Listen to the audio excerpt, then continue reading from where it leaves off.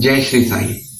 साईं परिवार महादेव घाट रायपुरा आप सभी का हार्दिक स्वागत करता है बच्चों के साईं बाबा में। यहाँ मैं बाबा से जुड़ी छोटी छोटी कहानियां सिंपल तरीके से व्हाइट बोर्ड एनिमेशन के जरिए आप लोगों तक लेकर आऊंगा। आज मैं आप लोगों को श्री जी.एस. खापर्डे उर्फ दादा साहेब खापर्डे जी के रोचक अनुभव बताऊंगा श्री साईं बाबा के साथ, और साथ ही साथ आप लोगों को बताऊंगा कि बाबा ने किस प्रकार श्री दादा साहेब खापर्डे जी को ब्रिटिश गवर्नमेंट के षड्यंत्र से बचाया था। चलिए आज की कहानी शुरू करते हैं। श्री दादा साहेब खापर्डे जी का जन्म 27 अगस्त 1854 में बरार इंगरौली में हुआ। उन्होंने अपने संस्कृत और अंग्रेजी की पढ़ाई पूरी की और 1884 में उन्होंने अपनी LLB कंप्लीट की। 1884 से 1890 तक श्री दादा साहेब जी ने बरार के एक मुंसिफ और सहायक आयुक्त के रूप में कार्य किया।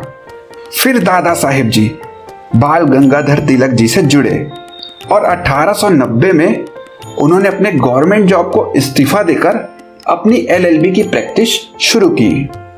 शुरुआत से ही देश प्रेमी होने की वजह से वे बाल गंगाधर तिलक जी के नेतृत्व में भारतीय राष्ट्रीय कांग्रेस से जुड़े और 1897 को भारतीय राष्ट्रीय कांग्रेस के स्वागत समिति के अध्यक्ष बने।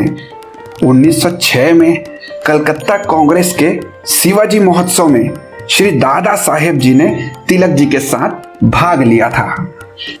वे कांग्रेस के अतिवादी दल या गरम दल से जुड़े थे। श्री दादा साहेब जी सुभाष चंद्र बोस जी के भी करीबी लोगों में से एक थे। देश प्रेमी होने के साथ साथ वे आध्यात्मिक विचारों वाले भी थे और वे शेगांव के श्री गजानन महाराज जी के अनन्य भक्त थे। एक बार श्री गजानन महाराज जी ने उन्हें शिरडी के साईं बाबा के पास जाने की सलाह दी थी। 8 सितंबर 1910 को श्री गजानन महाराज जी ने समाधि लिया था। श्री दादा साहेब खापर्डे जी की आदत थी, वे अपने दिनचर्या को डायरी में नोट कर लेते थे। उनके साथ होने वाली घटनाओं को वे अपने डायरी में लिख लिया करते थे। उन्होंने कुल 46 डायरियां लिखी, जिसमें उन्होंने अपने 5 बार के शिरडी यात्रा का भी जिक्र किया है। उनकी अधिकांश डायरियां इंग्लिश में लिखी गई हैं। 1905 में बंगाल विभाजन के बाद ही 1907 में कांग्रेस का विभाजन हो गया, जो कि अतिवादी दल एवं उदारवादी दल या नरम दल और गरम दल के नाम से जाना गया। श्री खापर्डे जी अतिवादी दल यानी गरम दल में शामिल हो गए और श्री बाल गंगाधर तिलक जी के निकट सहयोगी बने। 24 जून 1908 को ब्रिटिश गवर्नमेंट ने श्री बाल गंगाधर तिलक जी के ऊपर राजद्रोह का आरोप लगाया और उन्हें गिरफ्तार कर मांडले जेल रंगून में कैद कर लिया, जिसे आज म्यांमार की राजधानी यांगो के रूप में जाना जाता है। उनके मुकदमे की सुनवाई 13 जुलाई 1908 को शुरू हुई और 22 जुलाई सन 1908 को उन्हें दोषी करार दिया गया और उन्हें 6 साल की जेल हुई। फिर प्रीवी काउंसिल में उनका मुकदमा लड़ने के लिए उनके वकील के रूप में श्री दादा साहेब खापर्डे जी 31 अगस्त 1908 को ड्रोवर पहुंचे और वहां से लंदन के लिए रवाना हुए। ये जो स्क्रीन पे फोटो आप लोग देख रहे हैं, ये प्रीवी काउंसिल में प्रस्तुत होने से पहले लंदन के संसद के बाहर ली गई फोटो है, जिसमें श्री विपिन चंद्र पाल, श्री लोकमान्य तिलक और श्री जी.एस. खापर्डे जी मौजूद हैं। वहां लंदन में खापर्डे जी अपने भाषण, बुद्धि और अंदाज की वजह से बहुत लोकप्रिय हुए और 2 साल लंदन में रहकर केस लड़ने के बाद खापर्डे जी रंगून के रास्ते भारत लौटे और 22 अक्टूबर 1910 को वे मांडले जेल में तिलक जी से मिले और उनसे मिलने के बाद 5 नवंबर सन 1910 को वे अपने घर पहुंचे। इस समय तक वे शिरडी के साईं बाबा से एक बार भी नहीं मिले थे और उनके बारे में कुछ खास नहीं जानते थे।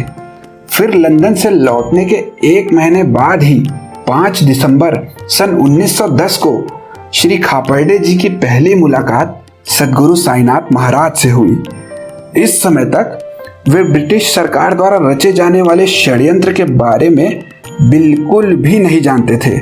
उनकी डायरी पढ़कर यह पता चलता है कि इस समय तक उन्हें ब्रिटिश सरकार के षड्यंत्र का थोड़ा सा भी अंदाजा नहीं था। बाबा से मिलने के बाद उन्हें मानसिक शांति मिली और खापर्डे जी बहुत खुश हुए। अपनी शिरडी यात्रा के दौरान उन्होंने 1 हफ्ते शिरडी में निवास किया और 12 दिसंबर सन 1910 को बाबा की आज्ञा लेकर उन्होंने शिरडी से प्रस्थान किया। अपनी पहली शिरडी यात्रा में ही वे बाबा की भक्ति में लीन हो गए। फिर अगले साल 6 दिसंबर 1911 को बाबा के प्रेमवश श्री खापर्डे जी ने अपनी पत्नी और बच्चे के साथ दूसरी बार शिरडी यात्रा की। उनकी दूसरी शिरडी यात्रा के दौरान श्री खापर्डे जी की पत्नी को बाबा ने 29 दिसंबर सन 1911 को कहा था, गवर्नर भाले के साथ आया था, मेरी उनसे हाथापाई हुई और मैंने उसे बाहर ढकेलकर शांत करा दिया। ये भाषा बहुत सांकेतिक थी और उन्हें कुछ भी समझ में नहीं आया। अक्सर बहुत से संत सांकेतिक भाषाओं का उपयोग करते थे। बाबा भी उनमें से एक थे, जो किसी व्यक्ति विशेष के भूत, भविष्य या वर्तमान के बारे में सांकेतिक रूप से कहा करते थे, जो सिर्फ उस व्यक्ति को ही समझ में आता था जिसके बारे में बाबा बोला करते थे। और कभी कभी उस व्यक्ति को भी ये बात समझ में नहीं आती थी, पर भविष्य में होने वाली घटना के बाद बाबा द्वारा कहे गए शब्दों का अर्थ पूरी तरह से समझ में आ जाता था। उस समय श्री खापर्डे जी को भी कुछ समझ में नहीं आया और साथ ही साथ बाबा ने उन्हें 2 महीने और शिरडी में रुकने की सलाह दी। खापर्डे जी ने ये सारी बातों को अपनी डायरी में लिख लिया था। ये जो स्क्रीन पे आप लोग फोटो देख रहे हैं, यही एग्जैक्ट वर्ड्स श्री खापर्डे जी ने अपनी डायरी में लिखा था। और साथ ही साथ उन्होंने अपनी डायरी में ये भी लिखा था कि ये बात उनके समझ के परे थी। अब सोचने वाली बात यह है कि क्या सचमुच बाबा की गवर्नर से हाथापाई हुई थी? दरअसल मान्यता है कि संत कभी असत्य नहीं बोलते। हालांकि कभी कभी उनकी सांकेतिक भाषा लोगों के समझ में नहीं आती, पर इन शब्दों से ये समझ आ रहा था कि बाबा पास्ट में हुए किसी घटना के बारे में इंडिकेट कर रहे थे और ये पता चल रहा था कि बाबा ने किसी बड़ी मुसीबत से श्री खापर्डे जी को बचाया था। अपने 5 बार की शिरडी यात्रा के दौरान भी श्री खापर्डे जी ने कभी भी बाबा से इन बातों का स्पष्टीकरण नहीं मांगा। दरअसल ब्रिटिश गवर्नमेंट ने श्री खापर्डे जी के खिलाफ षड्यंत्र रचा था, जिसे बाबा ने देख लिया था और बाबा ने उनकी रक्षा की थी। एक्चुअली जब खापर्डे जी लंदन से वापस भारत आए थे, तब उन्होंने पाया कि ब्रिटिश गवर्नमेंट के खुफिया विभाग के लोग उनके ऑफिस और घर पे नजर रखे हुए थे। शायद इसी डर से वे भारत आते ही बाबा से मिलने गए। अब सवाल ये उठता है कि बाबा ने उनकी रक्षा किस प्रकार की थी। इसके लिए कुछ सरकारी रिपोर्ट्स और खुफिया जानकारियों की आवश्यकता है। इस रहस्य से पर्दा उठाने के लिए सौभाग्यवश गुरुजी डॉक्टर चंद्रभानु सतपथी जी ने क्लीवलैंड रिपोर्ट का पता लगा लिया। रानी विक्टोरिया के शासनकाल में सरकार आपराधिक खुफिया निर्देशालय या सीआईडी द्वारा एकत्रित राजनीतिक और आपराधिक खुफिया रिपोर्ट्स प्राप्त करता था, जिसकी अध्यक्षता आईसीएस के अफसर किया करते थे। इसे क्लीवलैंड रिपोर्ट कहा जाता था। इसका लक्ष्य ब्रिटिश गवर्नमेंट के खिलाफ होने वाली गतिविधियों को रोकने, स्वदेशी आंदोलन को कंट्रोल करने और उनके नेताओं की पहचान करने के लिए किया जाता था। जमीनी स्तर पर ये रिपोर्ट्स बिना वर्दी वाले पुलिस के अधिकारी तैयार करते थे। व्यक्तिगत संस्थाओं, समूहों, समाचार पत्रों, पत्रिकाओं और पुस्तकों के जरिए होने वाली एंटी गवर्नमेंट एक्टिविटीज की रिपोर्ट बनाकर भारत के वाइसराय को दी जाती थी। उस समय भारत के viceroy Lord Gilbert Elliot Minto थे। शिरडी, अमरावती, नागपुर के क्षेत्र उस समय भारत के केंद्रीय प्रांतों में आते थे, जो कि आज महाराष्ट्र का हिस्सा है। केंद्रीय प्रांत का मुख्य आयुक्त बाकी प्रांतों के गवर्नर के समान था। उस समय केंद्रीय प्रांत के मुख्य आयुक्त R.H. कैड्रॉक ने गृह सचिव हेरल्ड स्टुअर्ट को क्लीवलैंड रिपोर्ट भेजी थी, जिसमें नागपुर में हो रहे एंटी गवर्नमेंट एक्टिविटीज के बारे में जानकारी लिखी थी। उन्होंने लेटर में 1818 के अधिनियम 3 के तहत श्री दादा साहेब खापर्डे और श्री बालकृष्ण शिवराम मुंजे को सेंट हेलेना भेजने का प्रस्ताव भेजा था। सेंट हेलेना दक्षिणी अटलांटिक महासागर में एक सुदूर उष्णकटिबंधीय आइलैंड है, जो कि उस समय ब्रिटिश गवर्नमेंट के अधिकार क्षेत्र में था। केंद्रीय प्रांत के मुख्य आयुक्त उनका ट्रांसफर सेंट हेलेना कराकर उनकी राजनीतिक कैरियर पूरी तरह से खत्म करना चाहते थे और उनकी वकालत भी बंद कराना चाहते थे। ये लेटर गवर्नमेंट के गृह विभाग का बहुत ही खुफिया डॉक्यूमेंट था। इस रिपोर्ट में 1960 में कांग्रेस विभाजन के बाद एंटी गवर्नमेंट एक्टिविटीज में श्री दादा साहेब खापर्डे और श्री बालकृष्ण शिवराम मुंजे के महत्वपूर्ण भूमिका की जानकारी थी। ये दोनों लोकमान्य तिलक के गरम दल के सक्रिय कार्यकर्ता थे।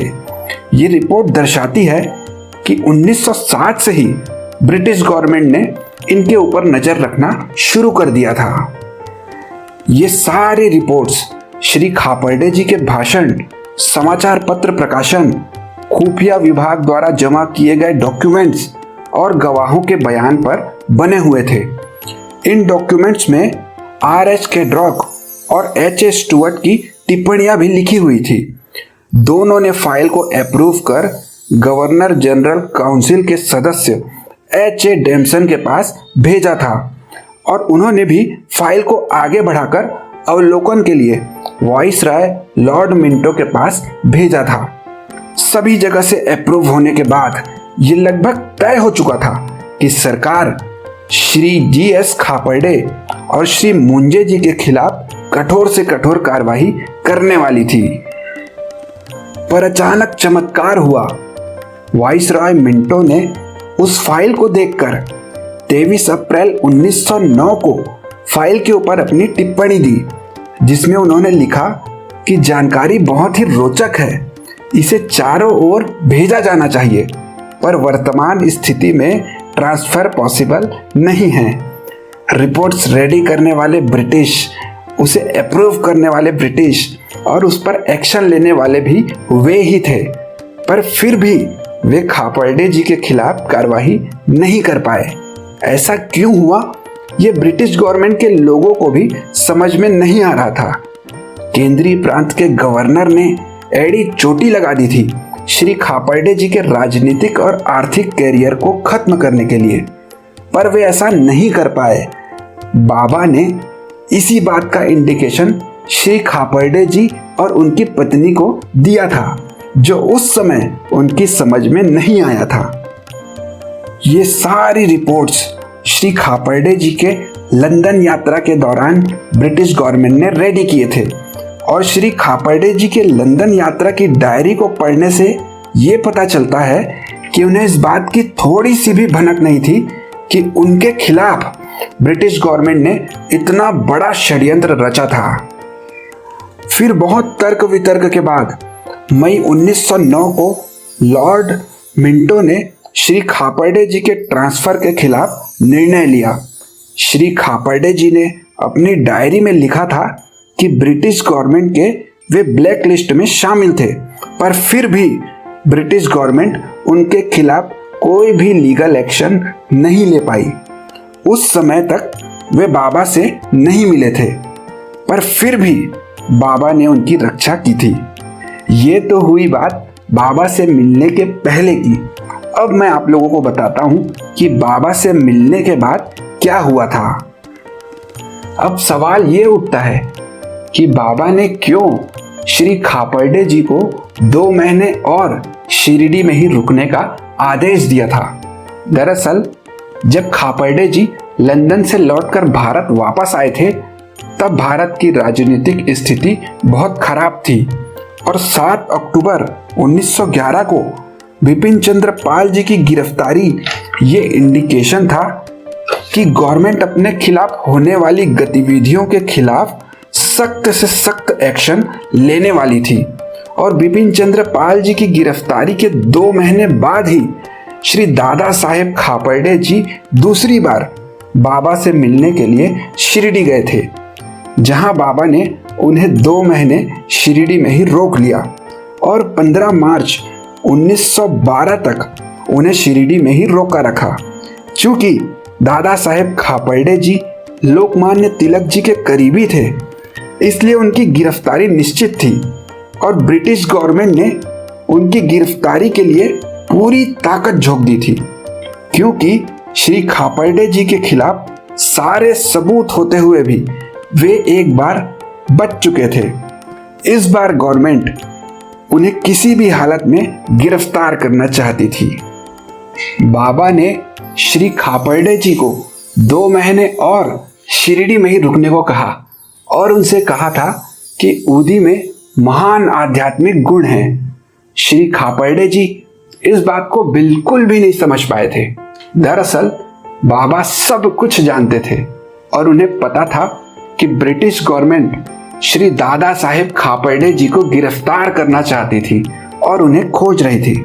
इसीलिए बाबा ने उन्हें वापस जाने से मना कर दिया और 2 महीने और शिरडी में ही रोक कर रखा। श्री दादा साहेब खापर्डे जी वापस जाना चाहते थे, पर बाबा की आज्ञा को कौन टाल सकता था।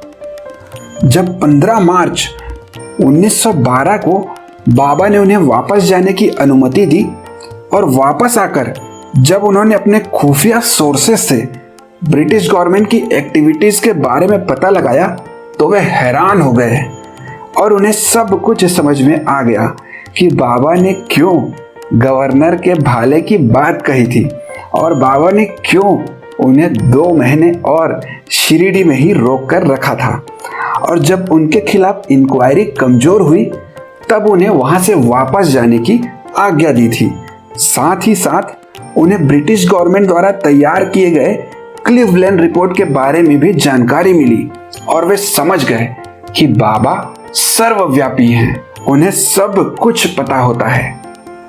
श्री खापर्डे जी के इन 2 शिरडी यात्राओं के अलावा वे 3 बार और शिरडी गए हुए थे, जिसमें उनकी तीसरी यात्रा 29 दिसंबर 1915 से 31 दिसंबर 1915 तक के थी और उनकी चौथी शिरडी यात्रा के दौरान श्री बाल गंगाधर तिलक जी भी बाबा के दर्शन करने के लिए उनके साथ 19 मई 1917 को शिरडी गए थे और 5वीं और आखिरी बार श्री खापर्डे जी मार्च 1918 में बाबा के दर्शन करने के लिए शिरडी गए हुए थे। साईं बाबा ने उन्हें शिरडी में ही रोककर उनके खिलाफ चलाए जाने वाले षड्यंत्र को फेल कर दिया था।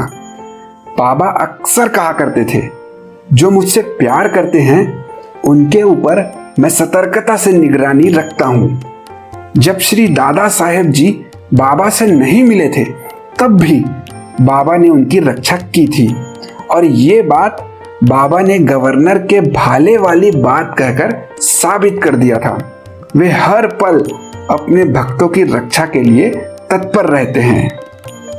साईं बाबा की महासमाधि के बाद सन 1920 से 1925 के बीच श्री खापर्डे जी केंद्रीय विधानसभा के सदस्य भी बने थे।